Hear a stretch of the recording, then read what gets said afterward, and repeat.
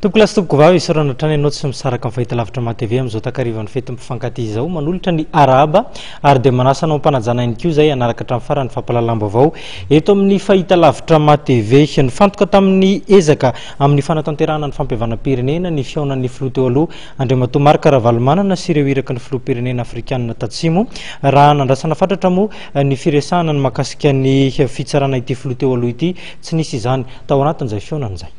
Nisy ny iraka avy amin'ny filoham-pirenena afrikanina tatsimo Jacob Zuma tonga nitsidika ny filoha teo aloha Marc Ravalomanana ny alarobia lasa teo teny amin'ny trano fonenany teny Faravohitra.